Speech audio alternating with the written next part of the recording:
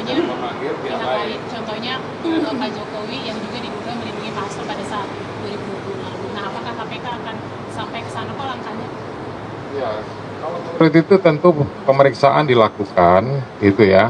Pastinya karena ada kepentingan dan kesaksian-kesaksian itu relevan dengan perkara yang ditangani.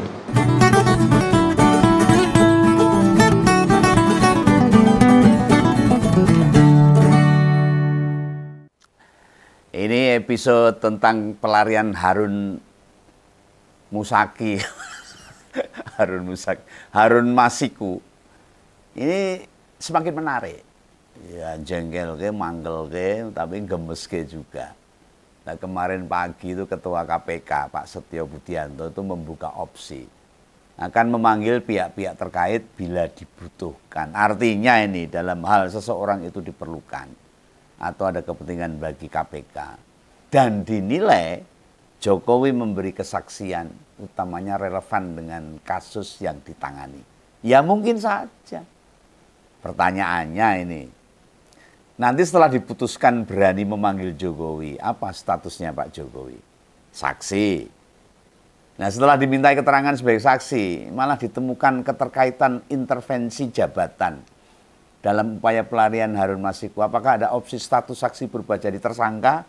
Entahlah. Apakah ini ada kaitannya dengan singkatnya pemeriksaan Sekjen PDIP Mas Hasto yang hanya berlangsung 3,5 jam saja. Nah kemarin berarti tidak ditemukan peran apapun toh yang dijalankan Mas Hasto itu dalam kasus suap Harun Masiku dan pelarian Harun Masiku. Apakah ada keberanian sikap yang independen para pimpinan KPK mentersangkakan Jokowi berdasarkan masukan penyidik? Ya kita tunggu saja. Nah pertinyi ini di atas. Pertanyaannya di atas. Hanya mungkin dijawab. Andai lembaga pemberantasan korupsi itu berani mengambil tindakan. Ya harusnya KPK beranilah. Dia kan lembaga super body. Nah tindakan paling nyata ya memanggil Pak Jokowi. Dalam kedudukannya sebagai mantan presiden loh. Saat kasus ini terjadi, secara subjektif Om Bengawan pesimis dengan penegakan hukum kita. Lihatlah pimpinan 4 institusi hukum di negara ini. Mereka itu pejabat lama semua. Dilantik sewaktu presidennya Jokowi. Enggak ding, kalau yang KPK dilantik sama presiden sekarang. Tapi yang memproses pemilihan, yang menyeleksi itu waktu zamannya Jokowi. Ketua MA, Mahkamah Agung, Jaksa Agung, dan Kapolri itu pejabat lama semua. Satu pun belum ada yang ganti kondisi ini. Apa membuat kita yakin penegakan hukum bakal berjalan dengan tegak? Wah, sorry why bos. Aku ramah nyinyir loh ini. Tenan ini. Dudu asal geting. Cuma penting mau ngomong das-des enggak. Asal jeplak enggak. Semua ada dasarnya yang saya sampaikan ini. Misalnya kasus timah dengan kerugian material dan ekologi yang mencapai 300 triliun. Cuma dihukum 6,5 tahun.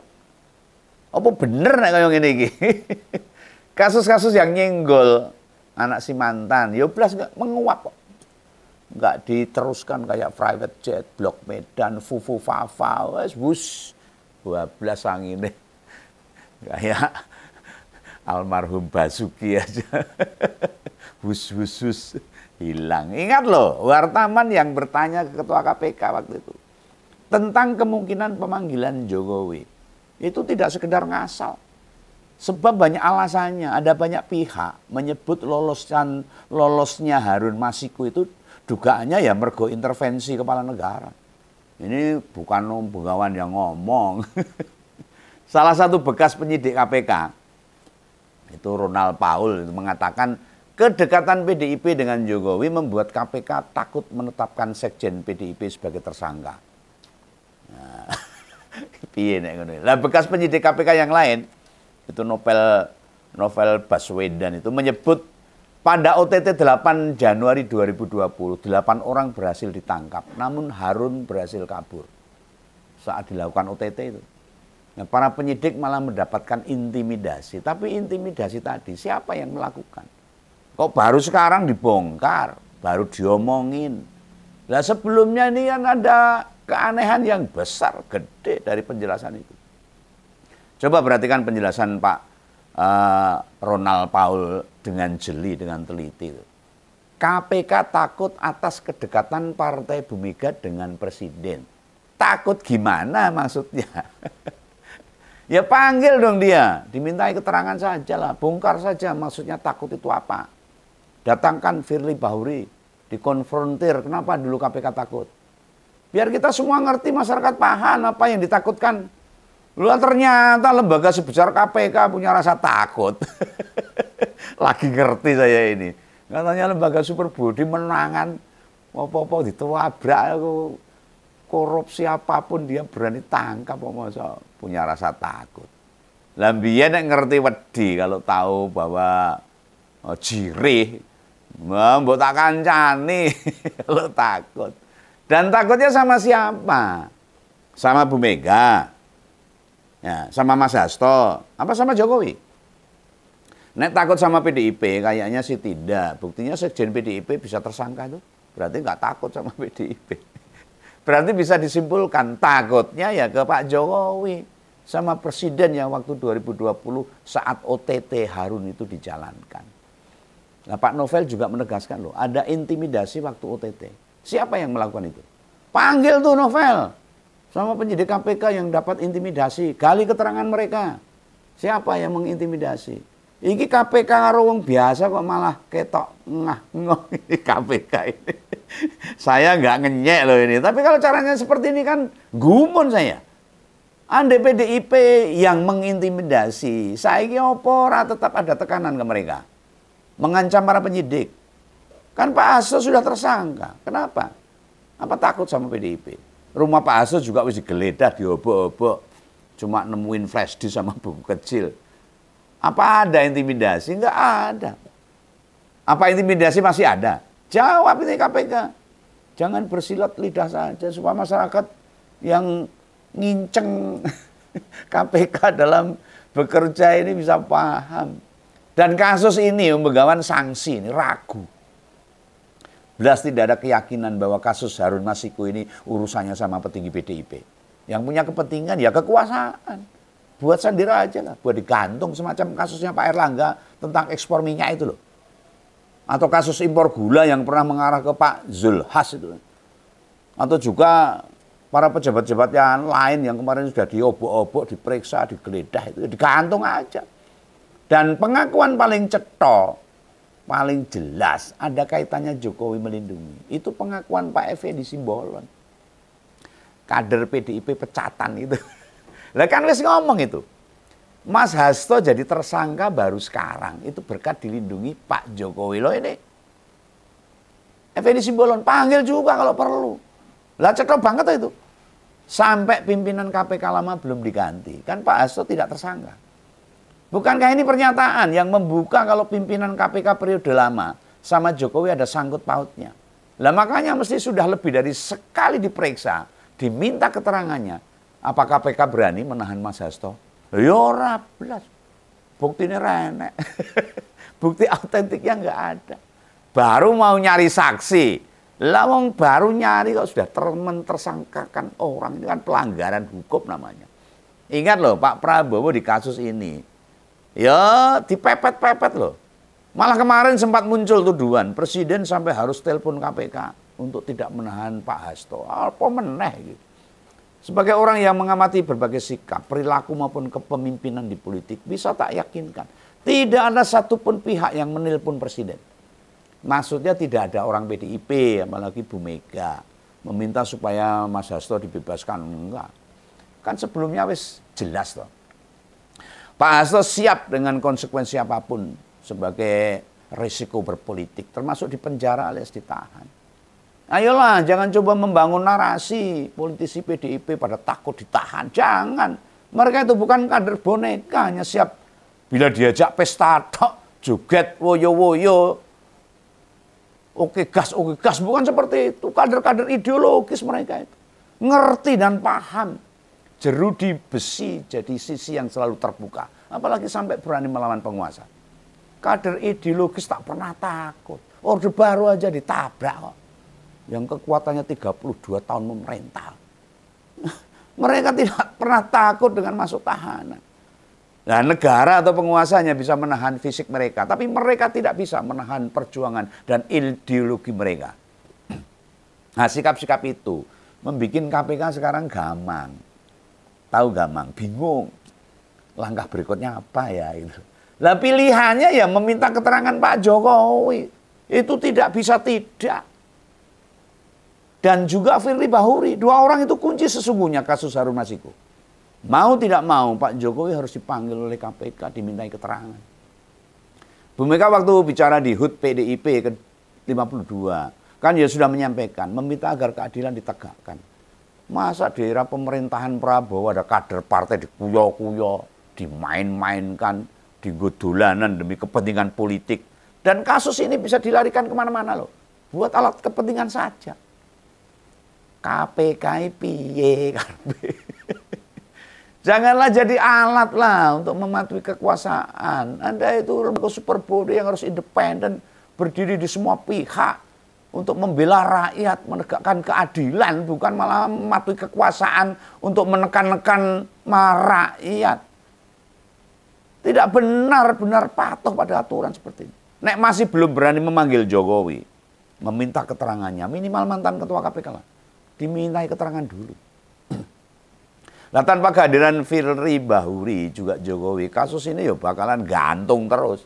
Terus begini aja ini. Nggak pernah selesai-selesai. Tujuan perkara ini diungkit-ungkit. Memang buat nyerang Pak Hasto pribadi. Sama PDIP. Supaya mereka punya kesan jelek, kesan negatif. Ya persis kasus EKTP itulah. Dulu sengaja dipakai buat ngabisin Pak Ganjar. Begitu Pak Ganjar tidak menang. Kan hilang dewe tujuannya itu. Ya kayak gitu, politik kotor itu di Indonesia itu. Politik kotor betul itu Indonesia. Nah di episode ngompol Selasa malam kan sudah banyak tak buka. Juga episode-episode tentang Harun Masiku. Dia itu tak akan ditemukan. Kasusnya bakal mandegrek, begegek, ugek-ugek, ungkek-ungkek ora obah belas. Kaya setum kehabisan bensin disurung ya ora obah. Ya memang faktanya seperti itu. Ditambah presiden sekarang kayaknya pilih cuci tangan. Gak mau ikut campur tangan. Lalu bagaimanapun presiden merasa utang budi sehingga tidak wani menegakkan nyari kebenaran. Backingi KPK gak mau. Buat membongkar kasus ini sebenar-benarnya. Ya beginilah akibatnya. Si pemenang pilpres berkat jasa seorang. Hutang budi menjadikan apa yang harusnya ditegakkan jadi loyo. Ngelentruk. Impoten, tahu impoten. Ya kungkruk orang duwe daya. Ya mbok tambake Mbah Erot sana ya ngombe susu kuda liar aja sudah dicampuri obat apa apapun lah, ada tongkat ali-ali. KPK ya blas ora bakal gumregah, enggak bakal obah. Yes.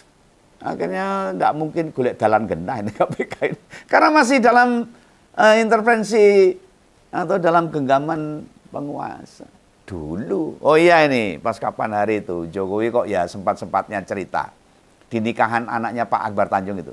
Dia sempat bertemu sama presiden. Keduanya wajar lah sering ketemu. Hanya yang Begawan pertanyakan, ngapain kayak gitu diomongkan ke wartawan? Apa kepentingannya coba? Apa urusannya? Ini pasti ada sesuatu yang dia maui. Apakah ini ada urusannya dengan Harun Masiku? Ya secara media ya ada pasti. Lah kepentingannya yang menciptakan citra seakan-akan Prabowo itu ada di pihaknya. Masih ngebelain Pak Jokowi. Dan tidak itu saja. Pak Jokowi sangat berkepentingan. Lagi-lagi buat menggagalkan agar tidak bisa terwujud pertemuan Presiden ke-8 dengan Presiden ke-5. Pak Prabowo dengan Mbak Mega. Ya usai pilpres dia berhasil menggagalkan. Dan sekarang diulangi lagi. Mengapa ngomong harus mau yakin apa tidak? Ini memang murni kepentingan politik kok. Hanya Jokowi mantan presiden yang masih mencoba terus dibicarakan. Eksis, bertemu dan bicara ke wartawan. Ini tidak sekedar demi Gibran Capres 2029. Ada kepentingan-kepentingan lain yang juga harus dia amankan. Nah ini Pak Jokowi ini akan mengurangi nongol di media. Andai Bu Mega tak lagi jadi ketua umum PDIP. Dan Pak Hasto divonis bersalah. Lah bagi orang yang awam politik, apa yang tak suarakan, itu kesannya halu. Oh, ngayaworo, diawang-awang. Ning bagi yang pernah tahu, yang paham bagaimana kerasnya rebutan politik, utamanya di arus utama puncak kekuasaan, jauh lebih mengerikan. Bagi para pendukungnya, Jokowi gue mungkin kerasnya duduk dibela nih mati-matian. Padahal ya ampun mereka nggak sadar itu. Negara ini sekarang jadi kayak sekarang ini. Ya mergo kelakuan mereka. Awut-awutan seperti ini. Sepertinya nggak ada pemerintahan ini sekarang. Ada tanggul bambu. Ada vonis 6,5 tahun. Dengan korupsi 300 triliun dan sebagainya. Awut-awutan negara ini. Oh iya, tadi dong tak singgung nih. Siapa sih 3 pemimpin lembaga hukum yang dilantik atau masih memimpin meski presidennya wis diganti? Pertama, ada Profesor Dr. Haji Sunarto SH, MH, dilantik pada 16 Oktober. Itu Ketua MA, Mahkamah Agung, atau tepatnya 4 hari sebelum serah terima jabatan presiden. Dia menggantikan Profesor Dr. Haji Muhammad Syarifuddin SHMH yang memasuki masa pensiun. Lalu dalam pelantikan para pejabat tinggi negara, 21 Oktober, Pak Sanitiar Burhanuddin, atau dikenal dengan ST Burhanuddin, kembali menjabat sebagai Jaksa Agung. Lumayan lama juga itu beliau menjabat. Mulai tanggal 22 Oktober 2019, sudah lebih dari 5 tahun. Tidakkah kita melihat? Ini juga ini. Dan Jaksa Agung pertama yang menjabat periode kedua. Paling lama ini, setelah reformasi. Padahal sebelumnya paling lama itu memegang ya 5 tahun saja lah. Digantikan yang lain. Kemudian ada Kapolri, Jenderal Listio Sigit Prabowo. Yang dilantik sejak tanggal 27 Januari 2021. Atau sudah 4 tahun menjabat besok tanggal 27. Pak Listio Sigit berarti akan jadi Kapolri dengan jabatan terlama setelah era reformasi. Yang juga istimewa bagi Jaksa Agung maupun Kapolri. Mesti ganti presiden, namun jabatan mereka tetap. Ini yang sangat jarang di Indonesia. Makanya dengan Jaksa Agung, Kapolri, Ketua Mahkamah Agung, sekaligus Ketua KPK yang ada, yang masih menjabat, Jokowi genah tenang-tenang lah. Coba kalau Prabowo ganti semuanya, tak jamin si mantan genah ngereok. Pasti ngereok. Itulah pesan ungkapan, pendapat ungkapan. Sampai jumpa, salam begawan, salam ngompol. Jangan lupa subscribe. Dadah.